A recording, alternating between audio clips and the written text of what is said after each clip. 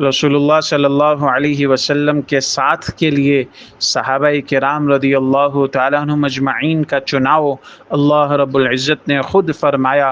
और इन मुहतरम अशख़ास की तरबियत ख़ुद रसूलुल्लाह सल्लल्लाहु अलैहि वसल्लम से करवाई, जिसकी बरकत से ये अशख़ास ज़ाहिरी और बातनी रज़ाइल और बुराइयों से महफूज कर दिए गए, जिसकी वजह से आपस में ज़ाती मफाद या इनाद की बिना पर आपस में दस्त व गिरबा नहीं हुआ करते थे,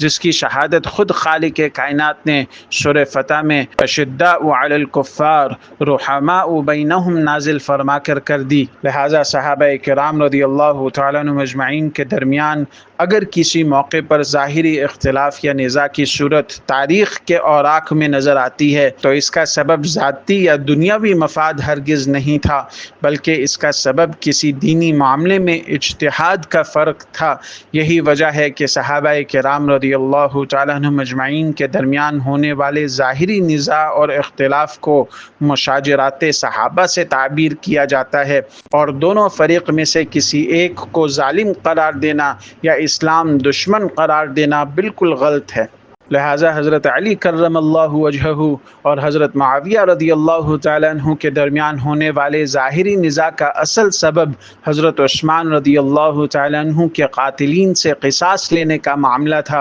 हज़रत अली रदी अल्लाह तआला अन्हु खिलाफत की भागदौड़ संभालने और खिलाफत को मजबूत करने के बाद क़िसास लेना चाहते थे। फ़ौरी क़िसास लेने को खिलाफत इस्लामिया के लिए नुकसानदेह तसव्वुर कर रहे थे, जबकि हज़रत मुआविया रदी अल्लाह तआला अन्हु का कहना ये था कि अगर फ़ौरी क़िसास न लिया तो लोग बक़िया सहाबा और अकाबिरीन उम्मत पर दस्तदराज़ी करने के सिलसिले में जरी हो जाएंगे। इस इज्तिहादी इख्तिलाफ़ की बिना पर मामला आगे बढ़ता गया और नौबत जंग तक आ पहुंची थी, मगर इस जंग की बिना पर दोनों असहाब रसूल सल्लल्लाहु अलैहि वसल्लम में से किसी एक पर तान व तशनी करना शरअन जायज़ नहीं और आखिरत में वबाल का बाइस है। लिहाजा सहाबा किराम रदी अल्लाह तआला अन्हुम अजमईन के दरमियान ज़ाहिरी इख्तिलाफ़ और ज़ाहिरी निज़ा को मुशाजरत सहाबा से ताबीर करना चाहिए।